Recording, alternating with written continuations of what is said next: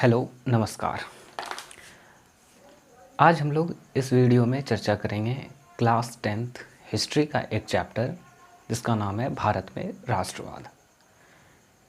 तो पहले समझते हैं कि राष्ट्रवाद होता क्या है, राष्ट्रवाद का शाब्दिक अर्थ क्या है। राष्ट्रवाद इंग्लिश में इसको कहते हैं नेशनलिज्म। नेशनलिज्म राष्ट्रवाद का शाब्दिक अर्थ है राष्ट्रीय चेतना का उदय। इसका सीधा सीधा मतलब है राष्ट्रीय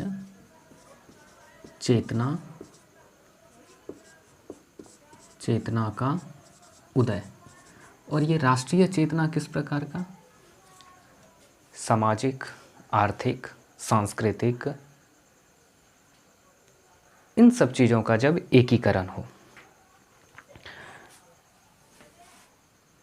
सामाजिक,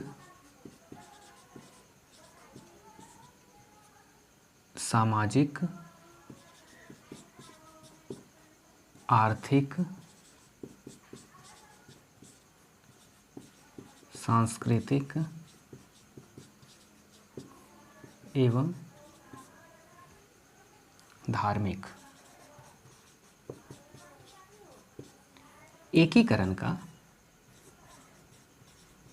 एकीकरण का बोध हो। यूनिफिकेशन ऑफ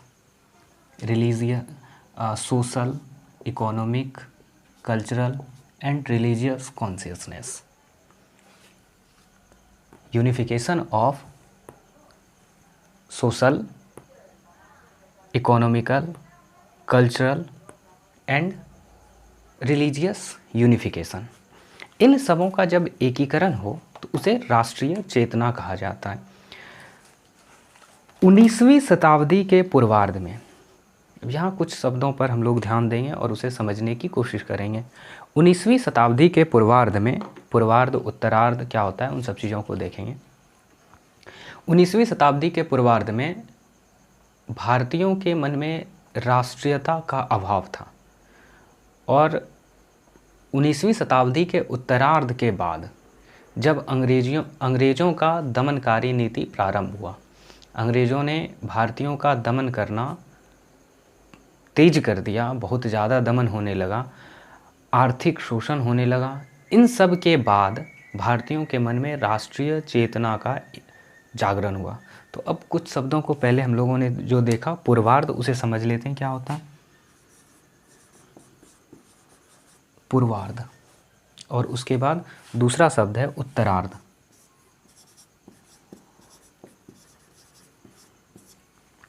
पूर्वार्ध और उत्तरार्ध।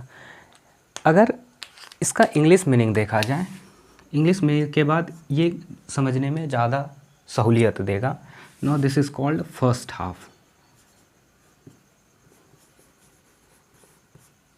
and now this is called second half।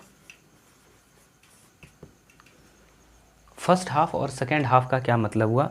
और यहाँ एक और शब्द आया 19वीं शताब्दी।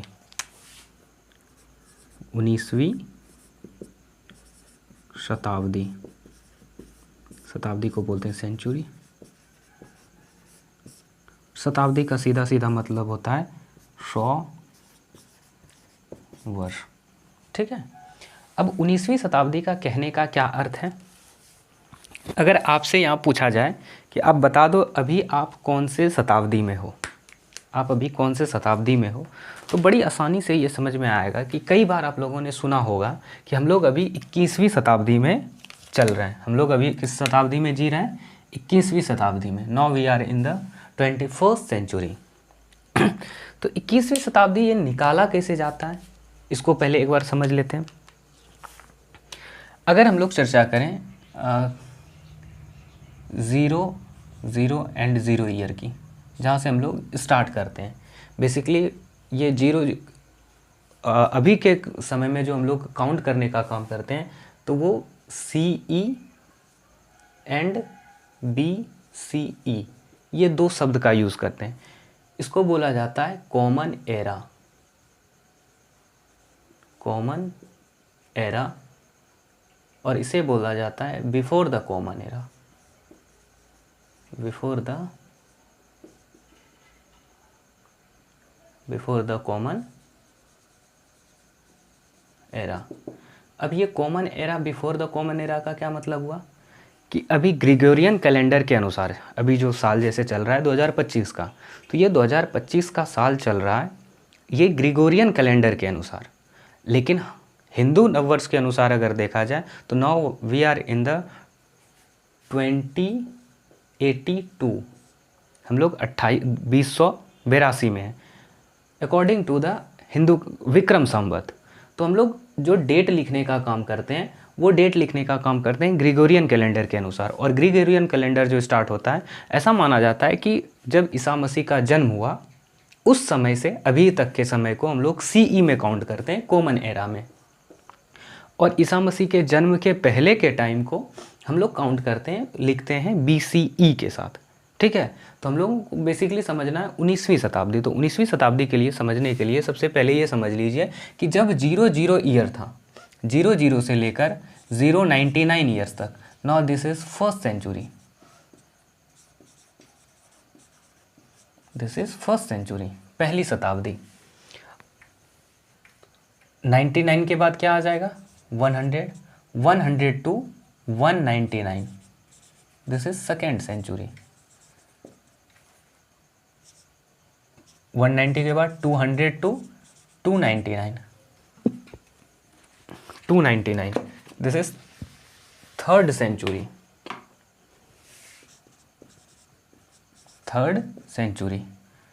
300 टू 399, फोर्थ सेंचुरी। इस तरह से अगर यहाँ तक आप केवल देखो तो आपको समझ में आएगा कि जब 00 था तो कौन से सेंचुरी में थे, फर्स्ट सेंचुरी में। जब यहाँ 1 आया तो कौन से सेंचुरी में पहुँचे, सेकेंड सेंचुरी। जब यहाँ 2 आया तो कौन से सेंचुरी में, थर्ड सेंचुरी। जब यहाँ 3 आया तो कौन से सेंचुरी में, fourth century. As it is अगर हम लोग आगे बढ़ें तो 400, 499, no this is first century. 500, 599, sixth century. 600, 699, seventh century. अब हम लोग आगे बढ़ जाते हैं 18, इसके बीच में हमने छोड़ दिया 00, 1899, और उसके बाद फिर इसके बीच में छोड़ के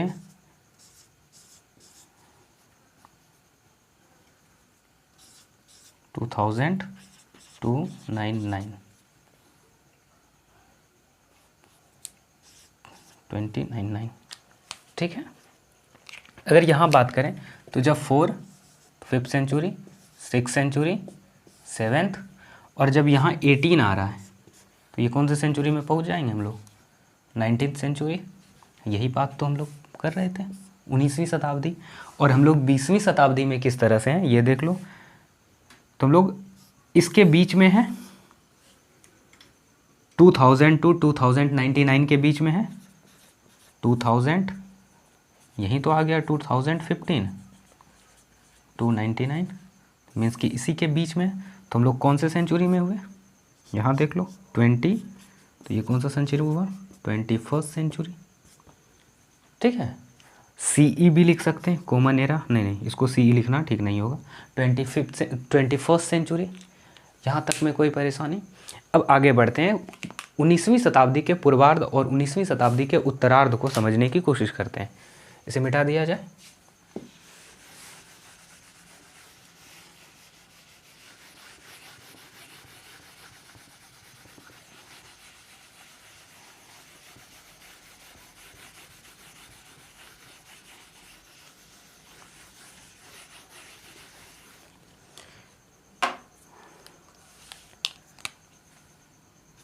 नाइनटीन टू 1800 ना, 1800 टू 1899। ठीक है, अब यहाँ अगर इस दोनों के बीच की बात करें तो कितने ईयर का गैप है दोनों के बीच में, फ्रॉम 1800 टू 1899 100 ईयर्स, क्योंकि 1 से स्टार्ट नहीं हो रहा है जो 99 काउंट करेंगे, 0 से स्टार्ट हो रहा है, 0 से स्टार्ट हो रहा है, इसलिए 99 तक में ही 100 पहुंच जाएगा। अब यहाँ इसके बीच में हम लोग इंसर्ट कर देते हैं 1849 एंड 1850। यहाँ तक की अगर बात की जाए तो अब घर में इत्मीनान से बैठ के वीडियो को पॉज करके काउंट कर लेना। 1849, इस बीच में ये जो टाइम होगा 50 ईयर्स का, और यहाँ से यहाँ तक का जो टाइम पीरियड होगा, नाउ दिस इज 50 ईयर्स, 50 वर्ष। ठीक है, इससे पहले हम लोगों ने लिखा था कि first half and second half, पूर्वार्ध एंड उत्तरार्ध, ये लिखा था। इसी को तो हमने कहा था कि now this is first half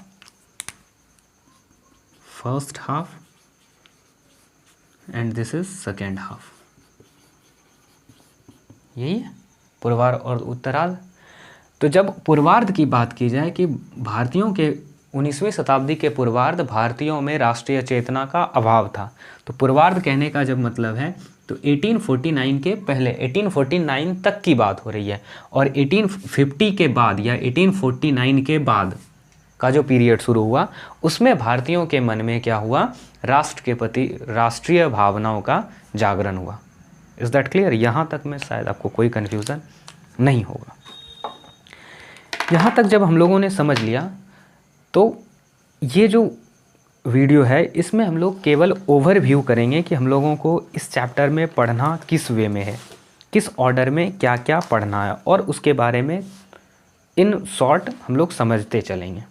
ठीक है, पूरे डिटेल में क्लास होगी, बट इस वीडियो में हम लोग इसको संक्षिप्त में क्या पढ़ना है उस पर चर्चा करेंगे।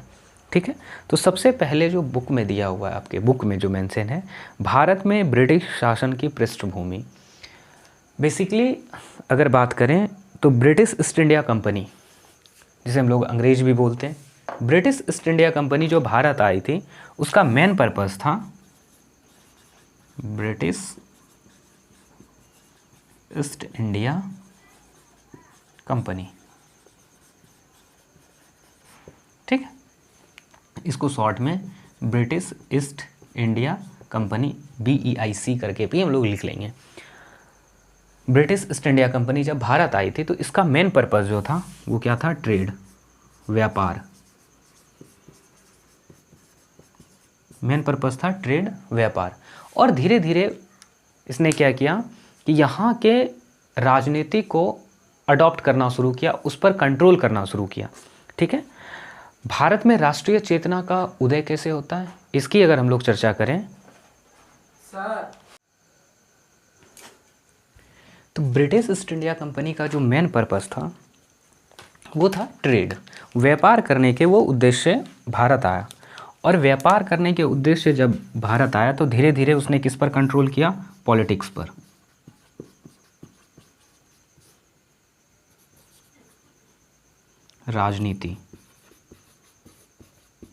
राजनीति पर अपना क्या किया, कंट्रोल किया। और राजनीति पर कंट्रोल करने से पहले उसने ट्रेड पर, इकोनॉमी पर कंट्रोल किया। इकोनॉमी बोले तो अर्थव्यवस्था। ठीक है, अर्थव्यवस्था के बाद राजनीति, और राजनीति के बाद पूरे भारत पर उसका साम्राज्य स्थापित हो गया और वो पूरे भारत पर राज करने लगा। उसके बाद फिर आगे बढ़ेंगे तो जब राष्ट्रीय चेतना का उदय होता है, भारतीयों का शोषण प्रारंभ होता है, तो उसी बीच में कई सारे किसान आंदोलन होता है। उसी के बीच हम लोग चर्चा करेंगे 1857 की क्रांति, रिवोल्ट ऑफ 1857। इसे इरेज कर दिया जाए, 1857 की क्रांति। ये क्रांति जो स्टार्ट होता है मेरठ के एक छावनी से स्टार्ट होता है। मेरठ के एक छावनी से 32वीं रेजिमेंट के सैनिकों द्वारा किया जाता है। और वो सैनिक जो रहते हैं, जो ये रिवोल्ट 1857 स्टार्ट करते हैं, उनका नाम रहता है मंगल पांडे। 1857 की क्रांति, रिवोल्ट ऑफ 1857। 1857, 1857 की क्रांति, ठीक, 1857 की क्रांति। और इसके कुछ प्रभाव भी होते हैं, कई सारे कारण होते हैं 1857 की क्रांति की। पहला कारण, उसमें जो सबसे प्रमुख कारण इमीडिएट काउज जो होता है, एट अ टाइम जो रिवोल्ट स्टार्ट होता है, उसका कारण होता है ब्रिटिश सेना में नए राइफ़ल को इंट्रोड्यूस किया जाता है, नए राइफ़ल को शामिल किया जाता है, जिसका नाम रहता है इनफील्ड राइफ़ल। और उस इनफील्ड राइफ़ल के बुलेट को फील्ड करने के लिए उसके कवर को, बुलेट जैसे है तो बुलेट के कवर को रिमूव करने के लिए तीत का यूज़ करना पड़ता था, दांत का यूज़ करना पड़ता था। और वो जो कवर बना हुआ था, बुलेट का जो कवर बना हुआ था, वो कवर बना हुआ था, ऐसा कहा जाता है कि कॉ और फैट, गाय और सुअर दोनों की चर्बी का, यानी फैट का, कॉ and pig, cause and pigs fat. अब ध्यान से अगर देखो तो ये जो है हिंदू धर्म में पवित्र है और इसे मुस्लिम धर्म में पवित्र माना जाता है, मुस्लिम रिलीजन में। और दोनों ही सेना में दोनों ही धर्म के लोग थे। जब गाय और सुअर दोनों की चर्बी मिली हुई है तो एक तरह से दोनों का धर्म भ्रष्ट हुआ, दोनों के रिलीजन का क्या हुआ, अपमान हुआ। तो इसी बीच में एक ब्राह्मण समुदाय के सोल्जर होते हैं जिसका नाम था मंगल पांडे। और उन्होंने क्या किया, अपने ही कमांडर को, अंग्रेज अधिकारी को, 2 अंग्रेज अधिकारी को उन्होंने गोली मार दिया। और वहाँ से 1857 की क्रांति प्रारंभ होती है। उसके बाद प्रारंभिक में कुछ राष्ट्रवादी आंदोलन शुरू होता है, उसकी भी चर्चा हम लोग करेंगे। फिर आगे बढ़ने के बाद भारतीय राष्ट्रीय कांग्रेस की स्थापना होती है। भारतीय राष्ट्रीय कांग्रेस की स्थापना 1886 में A.O. ह्यूम द्वारा किया जाता है। A.O. ह्यूम ये ब्रिटिश रिटायर्ड ऑफिसर होता है, British retired officer,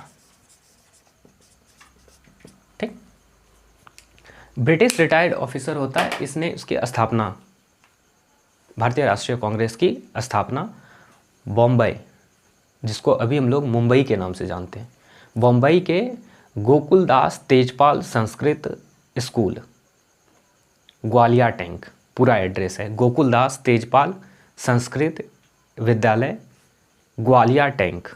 Gwalior tank इसलिए भी इम्पोर्टेंट है,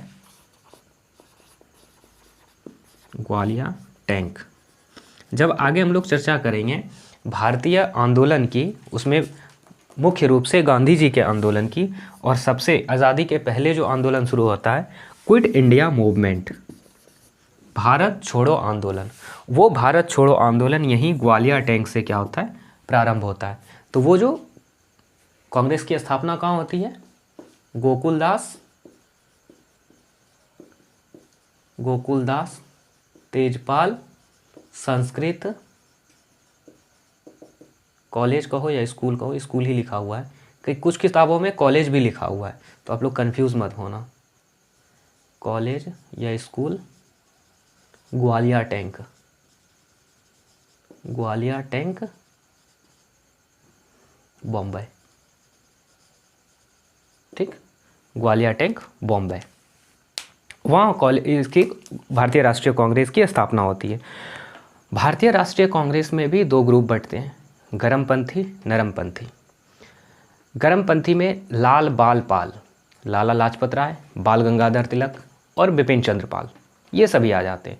नरमपंथी की बात करें तो जवाहरलाल नेहरू, सरदार वल्लभ भाई पटेल, ये सब किस में आ जाते हैं, नरमपंथी। स्टार्टिंग में जब भारतीय राष्ट्रीय कांग्रेस INC की स्थापना होती है, इंडियन नेशनल कांग्रेस की, INC, इंडियन नेशनल कांग्रेस, जब इसकी स्थापना होती है स्टार्टिंग में, तो ये 3P मॉडल को फॉलो करते हैं। कौन सा मॉडल, 3P, प्रिंसिपल कह सकते हैं या मॉडल कह सकते हैं। 3P मॉडल में क्या आ जाता है, प्रेयर, पिटीशन,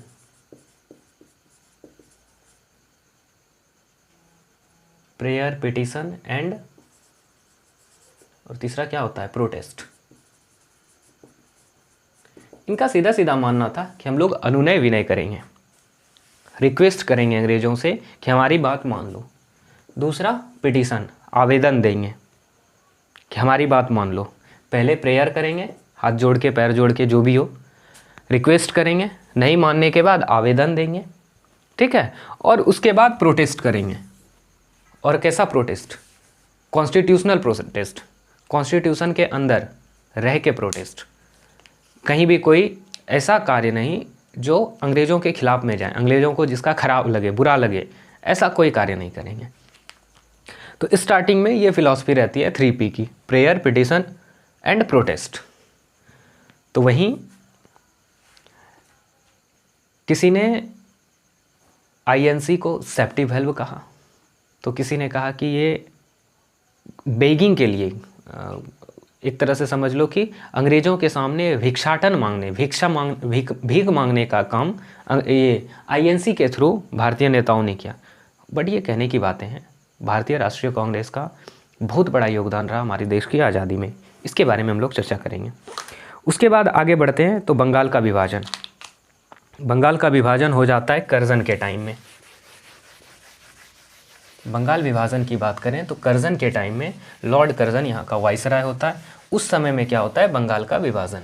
और बंगाल का विभाजन की बात करें तो बंगाल कौन सा बंगाल, क्या अभी वाला बंगाल, वेस्ट बंगाल नहीं।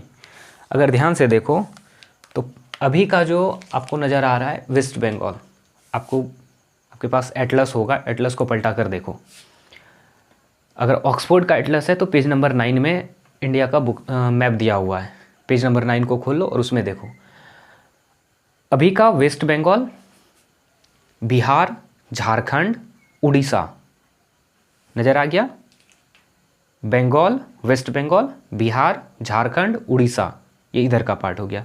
बांग्लादेश, इतना बड़ा एरिया पहले बंगाल था। अभी का बंगाल, उस समय के बंगाल की बात करें, now this is Bengal of 1905, 1905 का बंगाल। इसे जब बांटा गया दो हिस्सों में तो अभी का बांग्लादेश,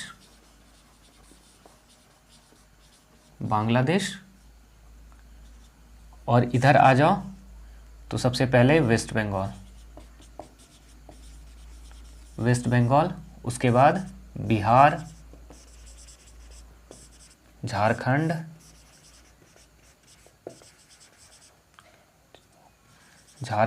और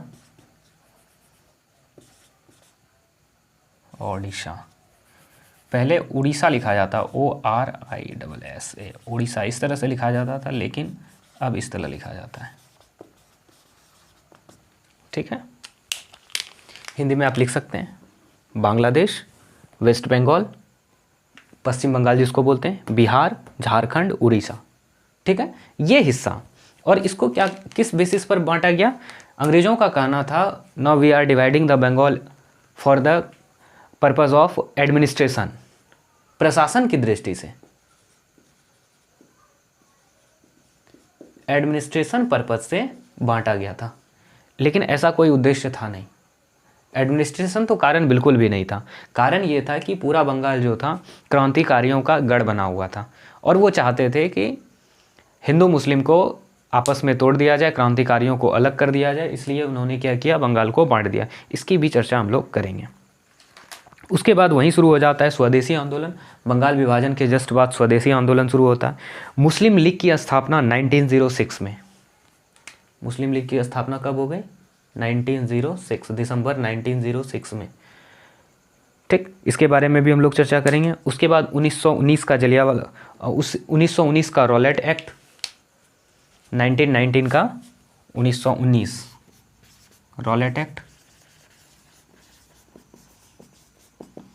रॉलेट एक्ट में क्या प्रावधान था कि अंग्रेज भारतीयों को बिना नोटिस दिए उसे अरेस्ट कर सकता था, बिना बताए कि हम क्यों तुम्हें अरेस्ट कर रहे हैं। भारतीय क्रांतिकारियों को, भारतीय लोगों को अरेस्ट कर लिया। किस बेसिस पर? कि उन्हें यह डाउट था कि तुम्हारे वजह से क्या होने वाला है, कुछ उपद्रव मचने वाला है। उस क्रांतिकारी के वजह से केवल अंग्रेजों को यह बात लग रहा है कि इस पर्टिकुलर पर्सन के कारण अब यहाँ जो है आंदोलन होने वाला है। इस वजह से उन्हें क्या किया, अरेस्ट कर लिया। और अरेस्ट भी क्या, इसे ना तो कोर्ट ले जाया जाएगा, कोर्ट ले नहीं जाया जाएगा, कोई वकील ये नहीं कर सकता, एडवोकेट नहीं रख सकता, अपने कोर्ट में केस नहीं लड़ सकता। ठीक, इसे बिना किसी सुनवाई के सीधा जेल में डालो और जब तक मर्जी तब तक रखो। उसमें प्रावधान था कि 2 साल तक, लेकिन 2 साल के अंदर में इतना किसी को जिसको अरेस्ट किया गया है इतना टॉर्चर किया जाएगा कि 2 साल तक पहले से जिंदा रहे, तब तो 2 साल के बाद वो बाहर निकले। तो इस रॉलेट एक्ट के विरोध में जो है विरोध किया गया। पंजाब के 2 नेता थे, उनको क्या किया गया, अरेस्ट कर लिया गया विरोध में। इस एक्ट का विरोध करने के कारण पंजाब से 2 नेता का अरेस्ट कर लिया गया। एक का नाम था तेज बहादुर सप्रू, दूसरे का नाम आप खुद कमेंट करके बताओ, नहीं तो फिर वीडियो में हम लोग इसकी चर्चा करेंगे। ठीक है। और उन दोनों नेताओं को जेल से रिहा करवाने के लिए कुछ क्रांतिकारी पंजाब के अमृतसर में स्थित जलियांवाला बाग में एकत्रित हुए थे। और वो समय था बैसाखी का। बैसाखी के समय में मेला भी लगता है, वहाँ मेला भी लगता था, पता नहीं लगता या नहीं लगता। उस समय में वहाँ लोग क्या हुए थे, इकट्ठा हुए थे। और उसी बीच अंग्रेज़ों को भनक पड़ती है कि यहाँ क्रांतिकारियों का मीटिंग चल रहा है। और अंग्रेज़ अधिकारी जनरल ओडायर वो पहुँचता है अपनी सेना के साथ। और बड़ी कमाल की बात है कि उस बाग में केवल एक एग्ज़िट पॉइंट रहता है जहाँ से कि लोग आ जा सकते हैं। उस पर वो अपने सेना को खड़ा करता है, तोप लगाता है और अंधाधुंध फायरिंग करना शुरू कर देता है। सरकारी आंकड़ों के अनुसार 1300 के आसपास लोग मरे थे, लेकिन हमेशा ध्यान में रखना जो सरकारी आंकड़े होते हैं उससे कई गुना ज़्यादा कैजुअलिटी हो चुकी होती है। आज के समय में भी यही सच्चाई है। अगर सरकार कह रही है कि 100 लोग मारे गए हैं या 100 लोग हताहत हुए हैं, 100 लोगों की कैजुअलिटी हुई है, तो ये मान के चलो कि नहीं, कम से कम तो उसमें 500 से 600 700 लोगों की मृत्यु हुई है, कैजुअलिटी हुई है। अभी का भी यही सच है। ठीक है। उसके बाद जलियांवाला हत्याकांड के बाद हम लोग देखेंगे खिलाफत आंदोलन। खिलाफत आंदोलन बेसिकली फर्स्ट वर्ल्ड वॉर के बाद, पहले विश्व युद्ध के बाद फर्स्ट वर्ल्ड वॉर में देखते हैं हम लोग विश्व जो है 2 गुटों में बढ़ जाता है। एक एलाइड पावर और दूसरा सेंट्रल पावर। सेंट्रल पावर का मतलब हो गया केंद्रीय शक्तियां और मित्र राष्ट्र। ठीक। एक में आ जाता है ब्रिटेन और दूसरे में आता है तुर्की। किस में आता है, अगर आपको पता है तो कमेंट करो, नहीं तो फिर जब वर्ल्ड वॉर 1 पढ़ा रहे होंगे तो वहाँ हम लोग इसकी चर्चा करेंगे। एक ग्रुप में आ जाता है कौन, ब्रिटेन, और दूसरे ग्रुप में कौन आ जाता है, तुर्की। तो जब ब्रिटेन का ग्रुप जीत जाता है तो तुर्की पर कई सारे संधियां थोपी जाती है, कई सारे शर्त थोपे जाते हैं। उसी बीच में वहाँ के जो धर्मगुरु होते हैं उसे उनकी गद्दी से बेदखल कर दिया जाता है और उसी के विरोध में भारत में आंदोलन शुरू होता है। कारण क्या था कि तुर्की के जो सुल्तान थे वो मुस्लिम वर्ल्ड का खलीफा कहा जाता है। खलीफा मतलब सर्वोच्च, मुस्लिम समुदाय में सर्वोच्च पोस्ट, रिलीजन में, उस रिलीजन में सर्वोच्च पोस्ट, सबसे हाईएस्ट पोस्ट, तो खलीफा कहा जाता है। इसलिए खिलाफत आंदोलन कहाँ शुरू हो जाता है, भारत में। किसके लिए, तुर्की के सुल्तान के लिए, तुर्की के सुल्तान के लिए यहाँ आंदोलन शुरू हो जाता है। उसी के बाद शुरू होता है असहयोग आंदोलन। असहयोग आंदोलन में लोग, जो कॉलेज में पढ़ रहा होता है वो कॉलेज छोड़ देता है, वकील जो होते हैं, बैरिस्टर जो होते हैं वो कोर्ट को छोड़ देते हैं। शिक्षक कॉलेज में पढ़ाना बंद कर देते हैं, ऑफिसर्स जो होते हैं वो अपने ऑफिस में रिज़ाइन करना शुरू कर देते हैं। तो ये असहयोग आंदोलन इस तरह से शुरू होता है। असहयोग आंदोलन के बाद असहयोग आंदोलन 1920 से लेकर 22 तक चलता है। असहयोग आंदोलन सब कुछ ठीक ही चल रहा होता है, लेकिन उसे वापस लिया जाता है एक घटना घट जाने के कारण, वो है चौरी चौरा इंसिडेंट। चौरी चौरा घटना घटने के बाद गांधी जी असहयोग आंदोलन को वापस ले लेते हैं। कारण क्या था कि चौरी चौरा चौक पर स्थित एक पुलिस थाना रहता है, जहां आंदोलनकारी उस पुलिस थाना में आग लगा देते हैं, 22 पुलिसकर्मी मारे जाते हैं। तो गांधी जी को इस बात का एहसास हो जाता है कि अब अंग्रेज़ों की क्षति हुई है, अंग्रेज सैनिकों को मारा गया है, पुलिस वालों को मारा गया है, तो वो अब क्या करेंगे, ब्रूटली मूवमेंट को सप्रेस्ड करेंगे। ब्रूटली का मतलब पूरी निर्दयतापूर्वक, ठीक है, पूरी निर्दयतापूर्वक क्या करेंगे, वो रिवोल्ट को सप्रेस्ड करने का काम करेंगे। इस पर्पज़ को, इस सिचुएशन को देखते हुए गांधी जी क्या कर लेते हैं कि रिवोल्ट को वापस ले लेते हैं। ठीक है, आगे बढ़ें। उसके बाद इसी बीच में साइमन कमीशन 1928 में वापस आ जाता है। साइमन कमीशन आता है। साइमन कमीशन आने का कारण ये होता है कि 1919 में मॉन्टेग्यू चेम्सफोर्ड, ठीक है, या कह सकते हैं भारत सरकार अधिनियम 1919 लाया जाता है।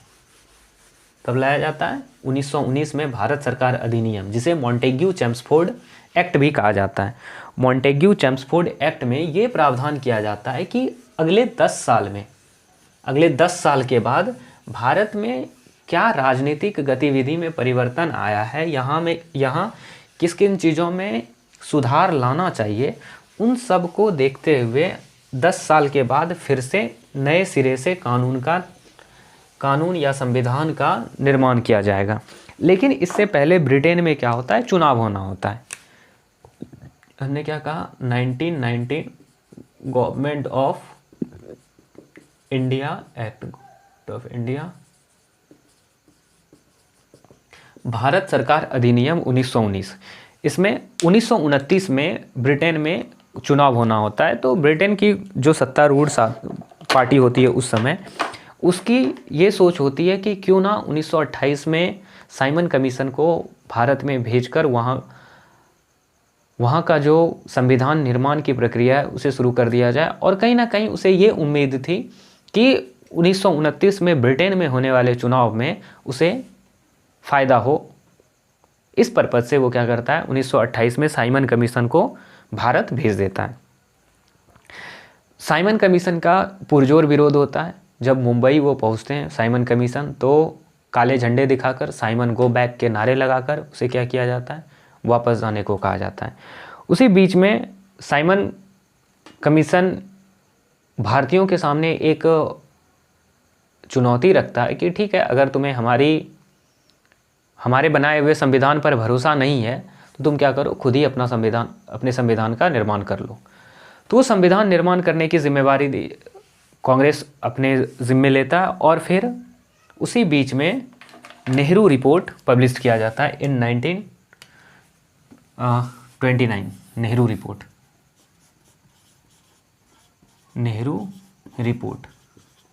ठीक है, नेहरू रिपोर्ट पब्लिश किया जाता है। और ये नेहरू कौन थे, कौन से नेहरू? पंडित जवाहरलाल नेहरू।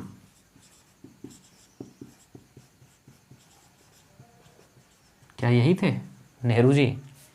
अगर ये लग रहा है आपको कि यही थे तो आपको गलत लग रहा है। पंडित जवाहरलाल नेहरू नहीं थे। पंडित जवाहरलाल नेहरू के पिताजी मोतीलाल नेहरू, इनके द्वारा ये रिपोर्ट क्या किया जाता है, तैयार किया जाता है। और ये रिपोर्ट पब्लिश होती है, कांग्रेस के समक्ष रखी जाती है 1929 में, ठीक है।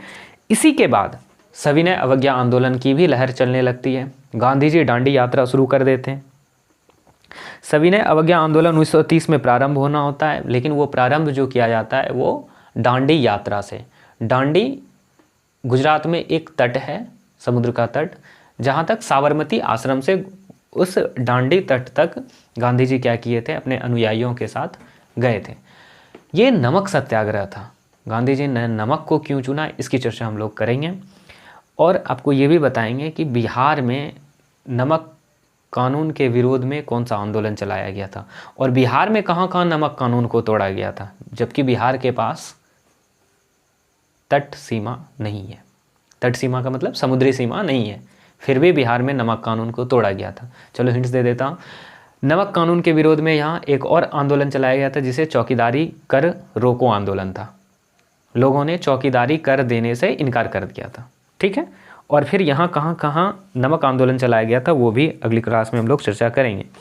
गांधी इरविन समझौता है। इसी बीच में सविनय अवज्ञा आंदोलन जब चरम सीमा पर रहता है तो इरविन उस समय जो यहाँ के वायसराय रहते हैं उसके ऊपर दबाव दिया जाता है कि नहीं, जाके गांधी जी से बात करो, और उन्हें राउंड टेबल कॉन्फ्रेंस, गोलमेज सम्मेलन, कौन सा कॉन्फ्रेंस? राउंड टेबल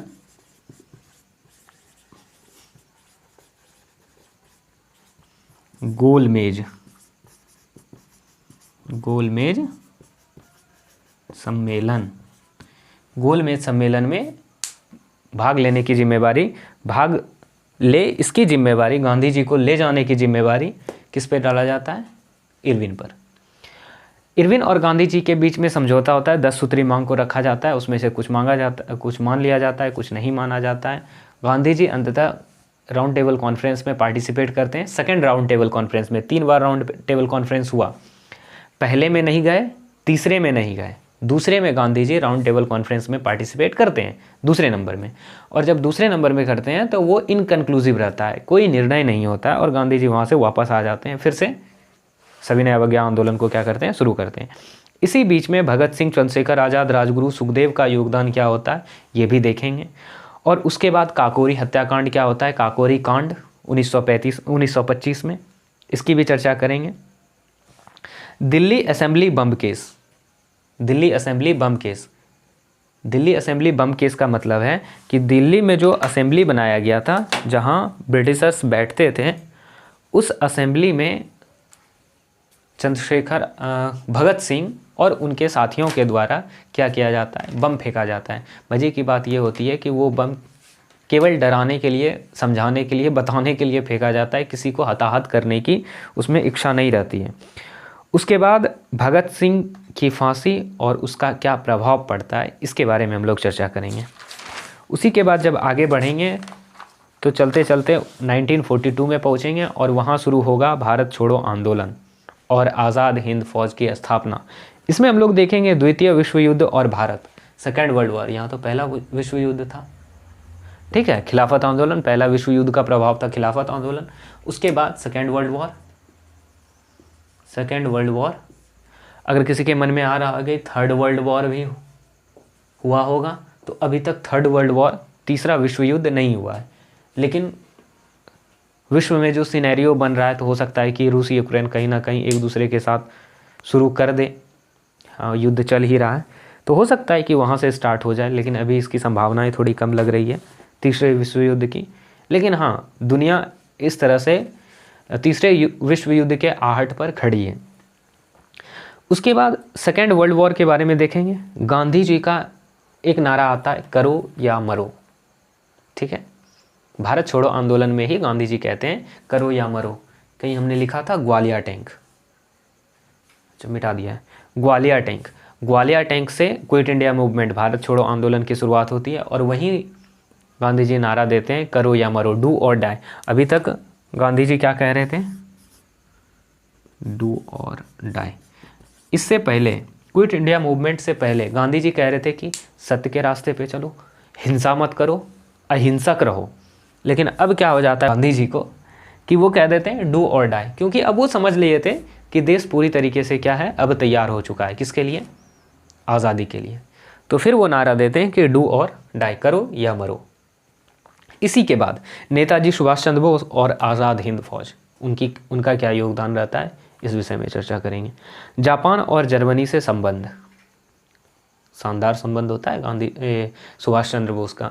उस समय में जब उन्हें घर में नज़रबंद किया जाता है, यानी कि घर से बाहर आप नहीं निकल सकते, घर में ही कैद रहेंगे, उस समय में वो अफगानिस्तान के रास्ते जर्मनी पहुंच जाते हैं, वहाँ से जाके हिटलर से मिलते हैं और फिर वहाँ से वो जापान पहुँचते हैं, आज़ाद हिंद फौज की सेना लेते हैं और उसके बाद आके अंडमान और निकोबार पर कब्जा कर लेते हैं। ठीक है, उनके बारे में भी बड़ी इंटरेस्टिंग कहानी है, वो भी समझेंगे। मुस्लिम लीग और भारत विभाजन की योजना। मुस्लिम लीग का अलगाववादी रुख, कहीं ना कहीं मुस्लिम लीग के कारण भारत की आज़ादी, ये विभाजन हुआ। मुस्लिम लीग सेपरेट मुस्लिम स्टेट की, यानी कि अपने कम्युनिटी के लिए वो चाहता था कि अलग नेशन मिल जाए, उसे अलग राष्ट्र मिल जाए। और अंग्रेज़ों ने भी बड़ा विचित्र तरीके से भारत को विभाजित किया। इधर अभी जो बांग्लादेश है इसको कहा जाता था पश्चिमी पाकिस्तान, और अभी जो पाकिस्तान है इसको कहा जाता था पूर्वी पाकिस्तान। सॉरी, उल्टा बोल दिए। अभी का जो बांग्लादेश है इसे पूर्वी पाकिस्तान, और अभी का जो पाकिस्तान है वो पश्चिमी पाकिस्तान। ये बहुत बाद में, इंदिरा गांधी के टाइम में पाकिस्तान, ये बांग्लादेश को पाकिस्तान से आज़ादी मिली है। इसका भी इतिहास बड़ी रोचक है, इसको भी पढ़ने और समझने की कोशिश करेंगे।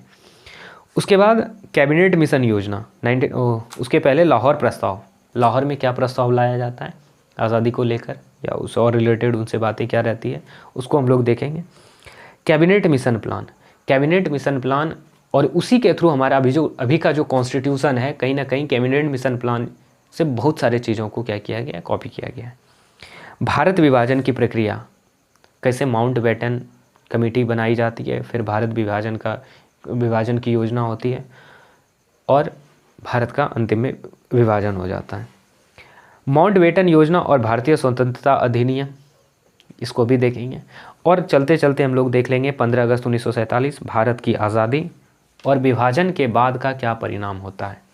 विभाजन कहने को तो सुनने में अभी हमें बहुत ज़्यादा फर्क नहीं पड़ रहा है, लेकिन आप जब पढ़ेंगे, जानेंगे, समझेंगे तो समझ में आएगा कि विभाजन के समय में लाखों लोग मारे गए थे, लाखों निर्दोष लोग मारे गए थे।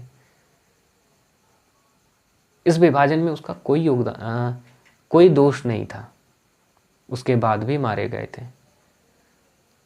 आगजनी हुई, दंगे हुए, और उस बीच में कई सारे लोग, लाखों लोग मारे गए। इन सब को समझते हुए फिर भारत की आज़ादी होगी, और आज़ादी के बाद क्या परिणाम होता है उन सबको देखेंगे, और इस चैप्टर से आपको और हमें आज़ादी मिल जाएगी।